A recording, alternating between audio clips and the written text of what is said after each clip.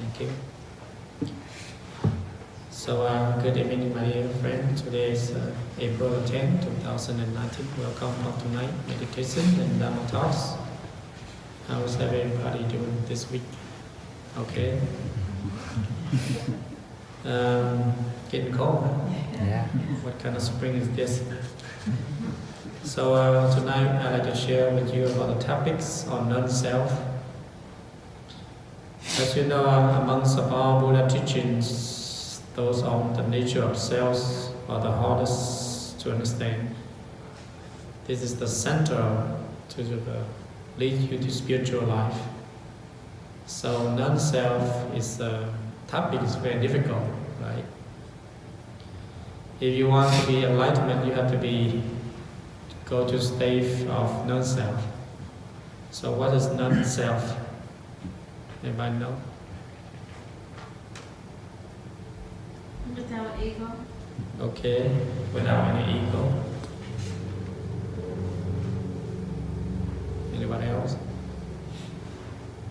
So none is what? Nothing. None is mean none, right? Nothing. Self is? So. What is a self? So when we look back to ourselves, we say, this is ourself, this is myself, right? So when we look back, we say, this is a self. But actually, when we look at this body, this non-self, right? So if you want to understand these deep topics, you have to contemplate this body, right? As we study the Heart Sutra, say that this body contains the 5 skandha, right? Form, sensations, perception, mental formation, and consciousness. So the first part is called form, is this body. The other 4 parts is sensation, perception, mental formation, and consciousness is about your mind. So when we look at the body and the mind, we dissect it out, and we have to find a self. That's why the concept of non-self it does not mean there's lack of life. It means that our physical body are elusive, impermanent. The combination of the 5 skandha, form, feeling, perception, mental formation, and consciousness. And these 4 elements. So when we look back to this body, this is considered of form. Where did you get this body you come from? First, in generally we say it's come from a mom and a dad. Right? That's very simple, straight. With our mom, without you, without dad, without you, right? It's a mom and dad, then they have you. But something, if mom and dad, where they come from. So we just dissect, look deeply from mom, grandmom, great-great-grandmom, look on where's that come from. So that's why one of the questions Brahma asked the Buddha, where's this human come from? The Buddha don't answer. The Buddha did not answer. He said that you have to look deeply into yourself, and you will find the answer. If I say to you, you don't believe me. Because when an enlightened person says something, it's beyond your thinking, beyond your knowledge. You don't understand and you don't believe. Just like you tell your child, there's a world. When we are a child, we say, if he study 1 + 1 is 2, but when we say something, the math, something harder, they don't believe, right? They want to believe something that's simple. So we are the same thing. Sometimes the Buddha, he did not want to answer the question. He had to let you find it out for yourself. So once you find out yourself, you believe right away, easily. Then somebody told you, right? Because that answer, you have to find it for yourself. Just like, as you know, the food in Vietnam we call durian, right? It's very stinky, very smell, gas. And then you ask, what it tastes like? People like it, they say it's very good. It's delicious. But for Westerner, they don't like it. They don't like it, right? Smell, terrible. So this is joke story about this durian. I think in college, right?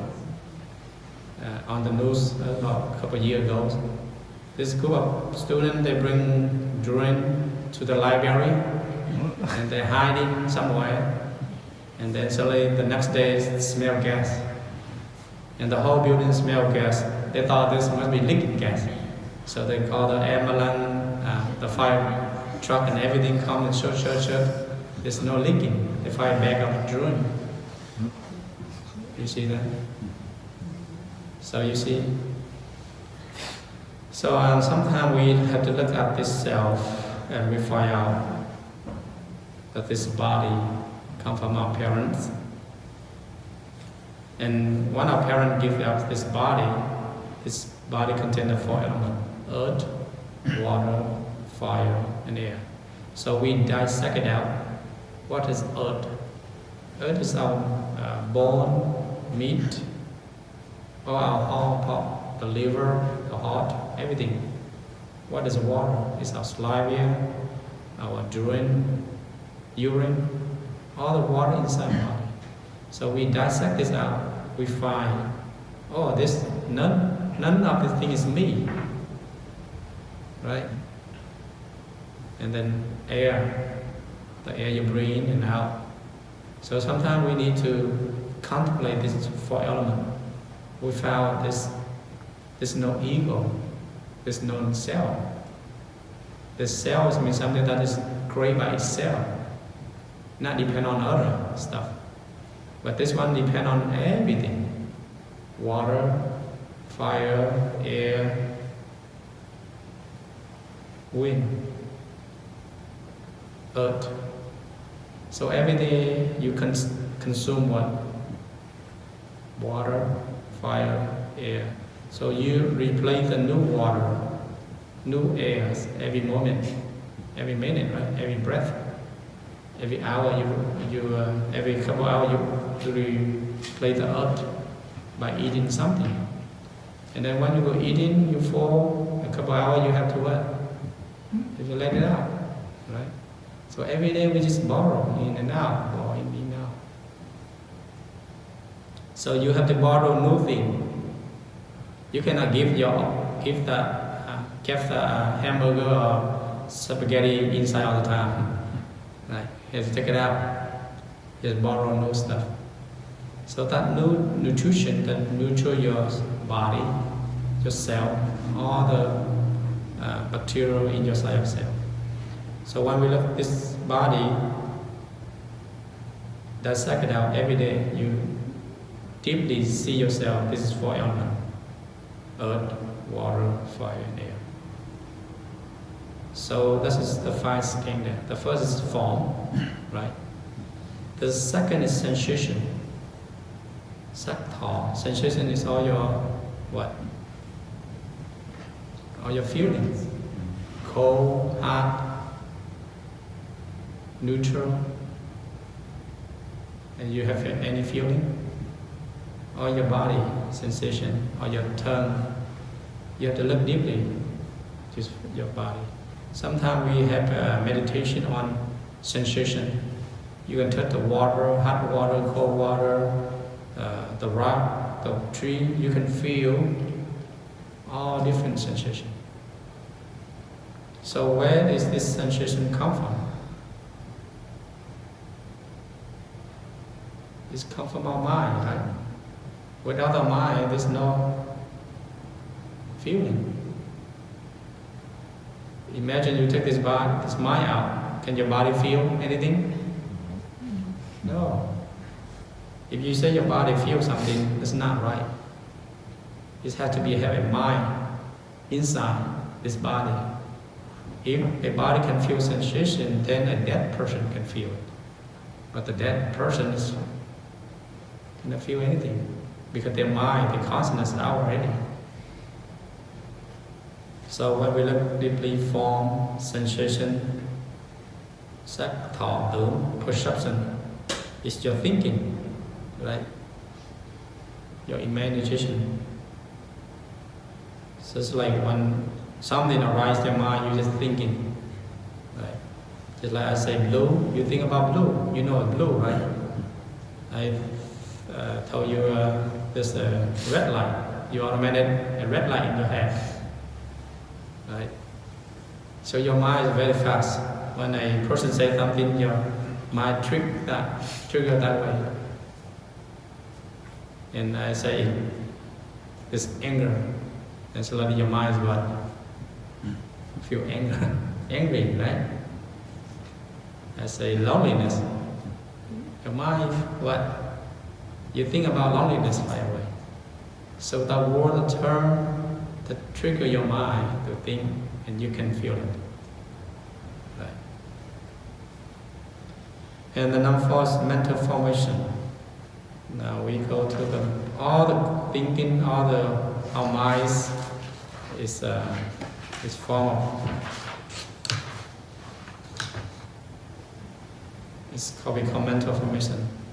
Sắc, thọ, tưởng, hành. In all the thought, all the thinking is add together. Piece by piece add together. It's called mental formation. This piece, that piece is become a thought. So there's one thought, there's one huge thought, and there's 92 small thought with that. It become a no thought. So right now, when I say the word heart, so then you think about heart. Is it heart like pepper, heart like water, or heart like fire? Right? You don't know the word heart. It's too general. So everyone has their mind. They think if you think about heart like pepper, you think about the pepper. If you think about the sun, heart like the sun is, or you think about woman, heart, heart woman, heart lady, or heart man. That's different too, right? You see that? The heart term is general, and each individual, they think differently. You see that? So that's what we call mental formation. It's you hear the term, and suddenly you make a story. Just like the term heart. People, they say, oh, heart like sun, because they think about the sun. Heart like pepper, because they think about the fruit. Heart like lady, they think lady. Or man, right? You see that? So that is mental formation. And then the last scan that we call consciousness. Consciousness is also awareness. The consciousness, we have two types of awareness.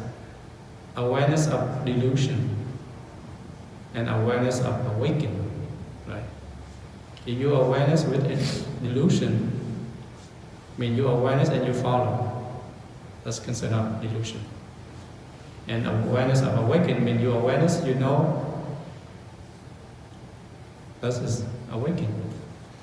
Awareness with wisdom. Awareness with knowledge. That's a different thing.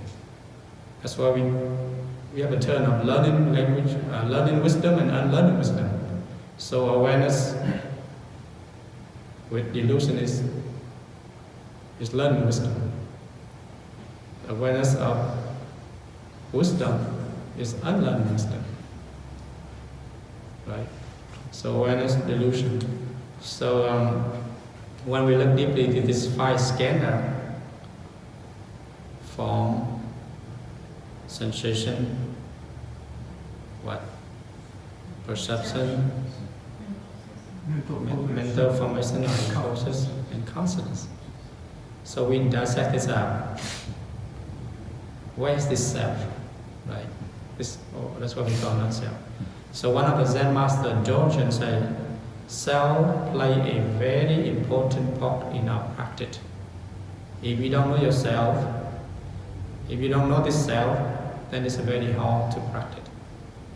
So he said, to study Buddhism way is to study this self, right? To study the self is to forget this self. To forget the self, to be enlightenment 10,000 things. So first you understand yourself, this self. To able to understand the self, you have to forget this self, this ego. This, for example, when you go to a temple, you donate $100. Other people donate $1, and your ego arrives. Oh, I'm donate more. I'm a better. I'm this, I'm that. That is what? That's a self. But that person who donate $1, they say, oh, he just donate with all his heart, his mind, purity. That is non-self. You see that? Doing with attachment, doing with this ego, this show off as is self. And doing without any selfish, any attachment, and non-self. So the non-self you can use your daily life, working with your wife, husband, family, society, all the things you can apply by this ego, right? You have more ego, more self, then you have more suffering. You have less self, less ego, you have less suffering. You see that? So if you do something, your attachment you're doing, oh, I help that person has to help me back. I have to do good, that person has to do good. So that is considered of self. But if you're doing without any repay, any thing about it, that's non-self. So from your body, from your mind, the thing you do with calm, peace, stillness mind, that is non-self. Without this ego arises. You see that? So that is very the concept of non-self. So the self is non-self. The self is non-self. You understand now? The self, this self, we call this body ourself, is a form of non-self. The non-self is earth, water, fire. Non-living. You are a living person. The thing you take in every day is non-living. The earth, the water, the fire, all the stuff. So when you understand this body is non-self, you can relax. You can let go of this body easily.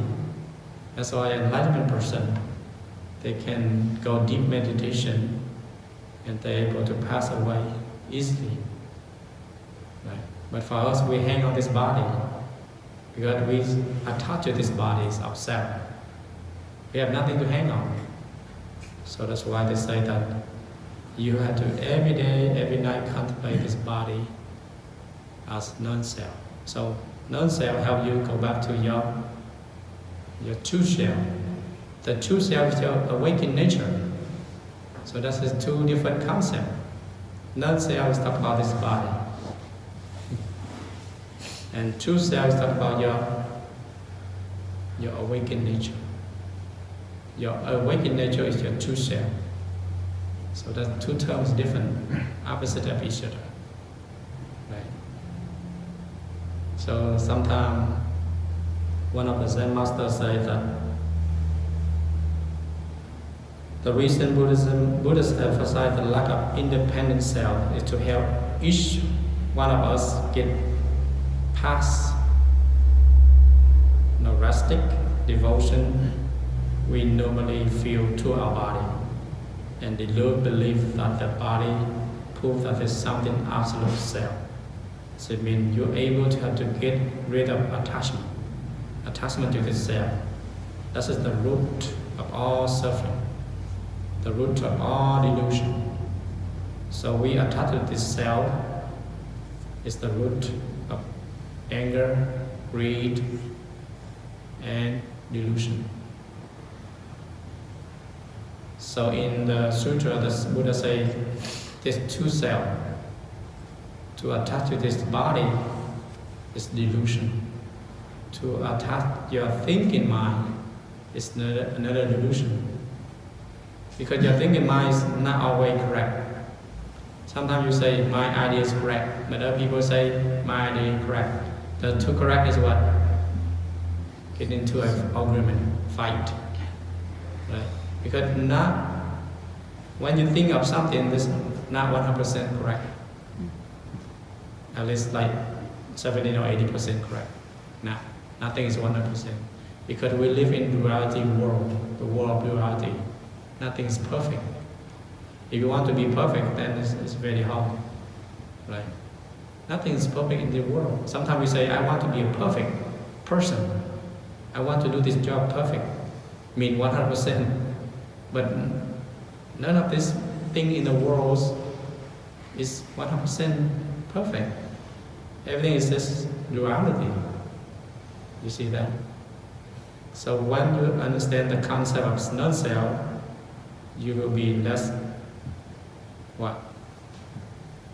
Less suffering, less sad, upset. You have more joy, more fun. Sometimes you say, oh, that is it. You see that? So the understanding of non-self helps you to get enlightenment, feel you more peace, more calm, more stillness. Not to understand of non-self means get boring or get kill this body or destroy this body or something like that. Not like that. Understand the concept of non-self helps you to get to reality of everything. So when you understand the reality of everything, you have less suffering, less argument, less grouchy. Everybody get grumpy. We're grumpy because we have this attachment, this self, right? Sometimes we do, right? We get grumpy with our parent, our mom, our dad, right? Our son, our daughter, because we are attached to this idea. But when you get grumpy, get mad, means what? You burning yourself. You let the angry fire, the delusion fire, the greed fire burn yourself. So it's very straight, direct teaching come from the Buddha. From self is non-self. So when you understand non-self, you can practice every method. You don't afraid of losing. Right? Because all the method of the Buddha teaching is go back to non-self. Doesn't matter you pragma, your tradition, Theravada tradition, whatever technique you use, you have to have non-self. Without non-self, it's hard to practice. Right? So that's why we wake up every day, we're smiling, we enjoy each moment. Because the self, this body is not last long with us. Today is healthy, calm, beauty. Tomorrow will be what? Sickness, old age, death. Right? So that's why we always remind the lay people, enjoy each moment, what you got. Mom, dad, whatever, they're still living, you enjoy that moment. Don't wait until they die and then you what? You regret. Right? Because nobody will stay here forever. Right? You cannot stay here forever too. Or I cannot stay here forever. Sooner or later we have to go somewhere. Right? So that's why we have to enjoy each moment, each day, each week. Every time we come here, enjoy this moment. Right? So that's why the Buddha say, live in this moment. This is the reality moment. This is only the moment. That's why one of the Zen master, when he enlightenment, he said, "This is it. That's all. Right? This is it. It's not very high, not very low. This is it. It's moment. It's reality moment. That is the true moment. Right? That is your enlightenment, I think. Because this time of the day, this night, this hour, you will not find it again. Right? That's why the Zen master always told you live that moment. Because you cannot get it back.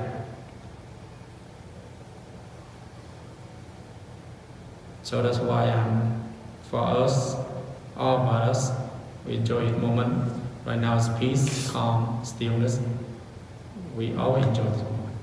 Give this moment alive. Stay this moment is alive. The alive moment is this moment, not tomorrow, not yesterday. Because tomorrow will never come. Right? You don't know what happened tomorrow. Tomorrow the world might explode. Right? Tomorrow you might lose your whole job, your whole house, your whole everything. So enjoy this moment. So this is the topic of non-self, and next time we probably talk about the emptiness. So do you have any question, comment about non-self? Yes, go ahead. Well, because of interbeing, the self and the non-self coexist. Yes, they are related. So can you say the self would be the physical body and the non-self everything else? Your thoughts and your feelings and the mental part? The self is just the bones and the bags of skin? The non-self and the self is not the physical or the living. It's beyond the concept of living and non-living. So the non-self is impermanent. It is what it is. You just use it.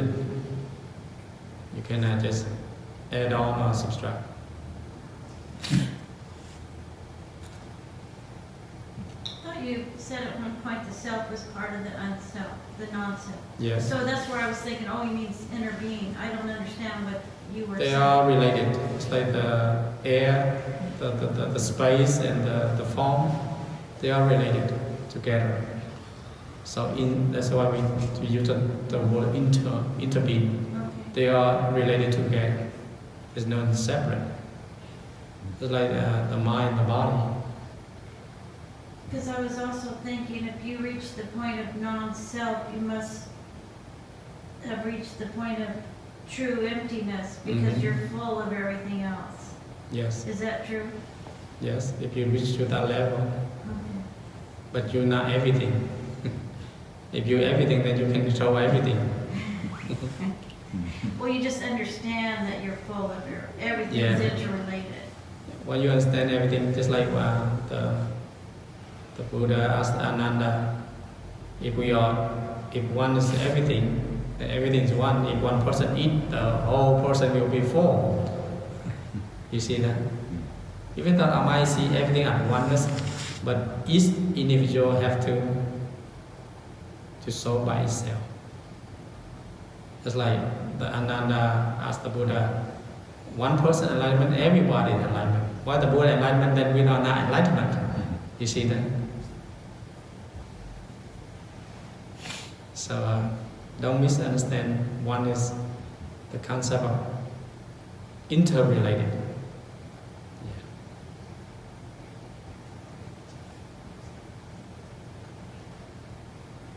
Okay. Yes, go ahead. Yeah, the mind and the body, are they separate? I mean, I know they're not the same thing, Mhm. but are they separate or not? We cannot say separate or not. We cannot say yes or no. Right now, you have to depend on the body and the mind. Right? If you say it's separate from the mind, then who move the arm, move all the stuff. Is the mind inside of the body, or is it not physical? Inside the body or not outside the body. That's why the Ananda asked the Buddha 7 times. The Buddha realized not inside, not outside, not in the middle. Because you say inside, people attach, oh, this body inside, then well, you can feel it outside. You see that? Because that question usually is too narrow. You cannot just inside and then people attach inside. People say the mind outside, then attach outside. Because as a human, our knowledge is so narrow. Whatever they say, you attach to that answer, and then you go say it to other people. Oh, my mind is inside my body. Then you always say, but a dead person. You see that? That's why the mind is not inside or outside. It depends on the condition.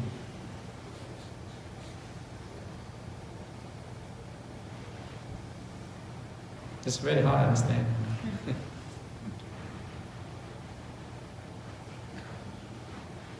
You understand now? Very difficult. Okay. Think about it, contemplate. Where's the mind come from? That's the topic, right? If my body, if my mind is not inside my body, then where? So that answer you have to find yourself. You have to ask yourself, right? It's like electric. Is the electric inside the bolt or outside the bolt? You see that? If inside, then I take the bolt out, then where's the electric?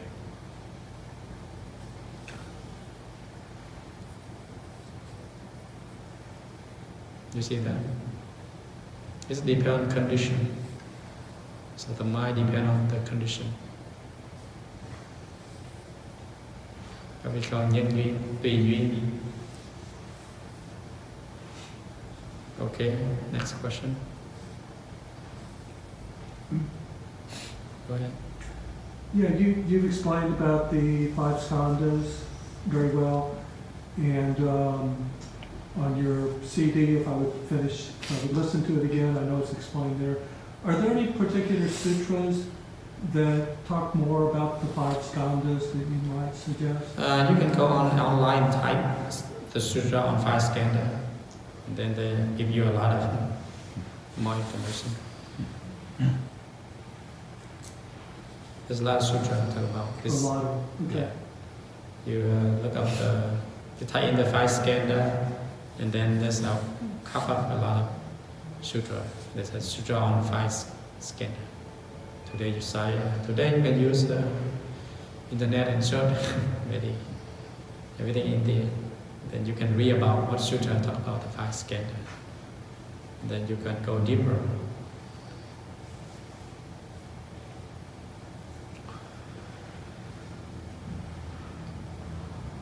Okay, anybody else? Let's go ahead. Yeah, the non-self, does that also relate to the delusion of the lifespan? Could you discuss that some? The delusion of what?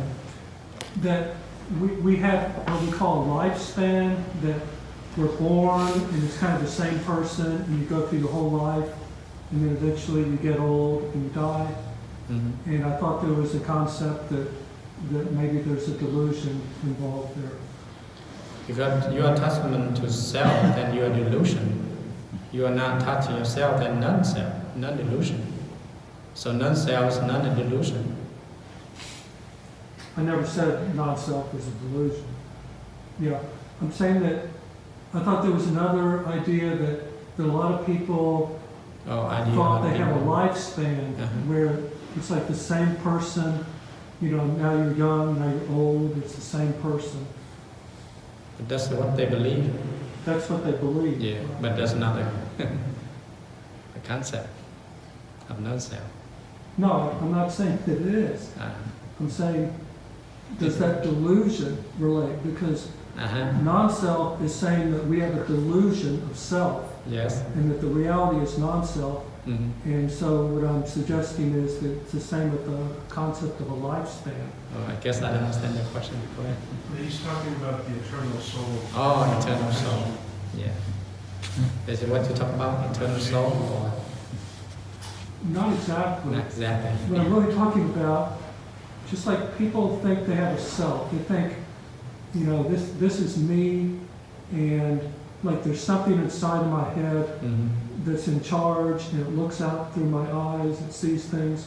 So it's like there's an ego inside there, there's a little man inside of there, and that's a delusion. Mm-hmm. And what I'm wondering is about the other delusion that, you know, when I was young, when I was 5 years old, and now, you know, I'm like 65, so it's basically the same person in that there's a lifespan. Mm-hmm. This delusion that, you know, we have more or less one person who's getting older, but it's basically the same person throughout their life.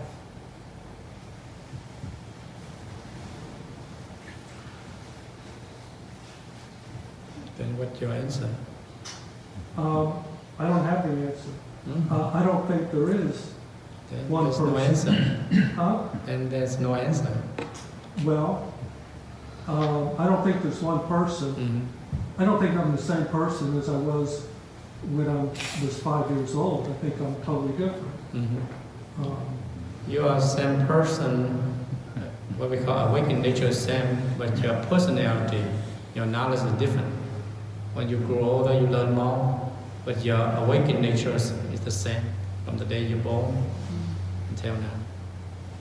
Your nature of seeing, tasting, hearing are the same, but your personality is changing, your knowledge is different. So,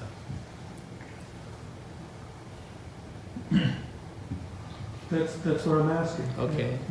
Yeah. No, I'm not trying to give a lecture. I'm asking you I see. if you could explain more about this, because I know that there's, I've read about the delusion, Mm-hmm. the concept of a lifespan, I see. and so I was hoping that you would say more about that.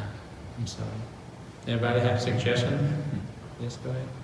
And I could be all wrong again. But from what I understand what you're saying, I might feel like I'm a different person just because my awareness is changing. Mm-hmm. Like since I've been listening, doing meditation and coming here, I'm more conscious now, I have more awareness, Mm-hmm. and my character as a person, as a human being has changed totally. But I had it all along. Yes. I was just not aware of it. So if I was aware at 5 years old, maybe I would have lived the same till right now, at 41. But for me, it feels all different just because my awareness keeps on changing. Like I'm more conscious. So, and the other thing, which if I'm understanding correctly, when you say inside or outside is the self, I think when you meditate, you can feel it. You can know. It's not just inside or outside, you can just feel. But you have to feel it. Yeah. You have to Experience. experience. Yeah. Yeah. Everybody explain more. It's a very hard concept. Because sometimes it's not related to what we learn or what we practice. That's why it's very hard to understand. But go back to the question, he said that we are illusions. Right? That's why we don't understand. If we are not illusion, then we understand everything. Right? Okay, that question, it be right there. Yes, go ahead. His question makes me think of the question, who is it that's thinking? Mm-hmm. So if there is a person inside, who is that person? Who is it that is thinking? I think it does get to what he was saying about non-self. Maybe I don't understand your question, but that perception of consciousness, that perception of a singular entity, that is evolving and changing, conditioned, being conditioned by life, is still a delusional attachment to the self as we learn through life.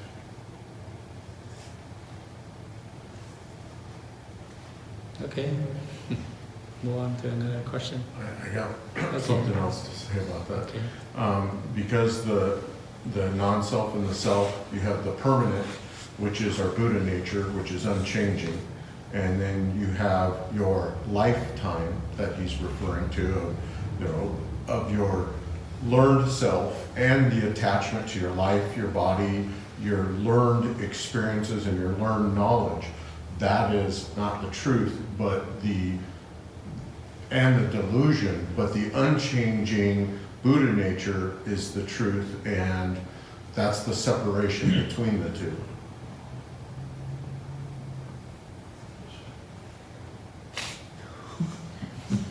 Are you more confused? No, I'm not more confused. Okay.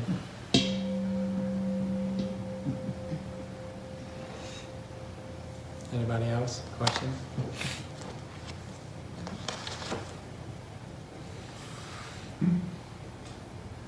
I didn't have a question, I just wanted to mention that Adele and Lou, their boy, got married on Saturday, and it was really beautiful, and I really appreciate they invited me, and Michael was there, there were a few other people there, and it was really nice. Okay. Thank you for coming. Anything else? Okay, we will recite the ending vows and goes. Living being unknowable, I vow to save them all. Affliction or endless, I vow to direct them all. The Dharma doors uncountable, I vow to study them all. The Buddha ways and excels, I vow to attain it. I vow that the merit and motive of this will go everywhere and reach everyone, so that all of us and all living beings will rise up.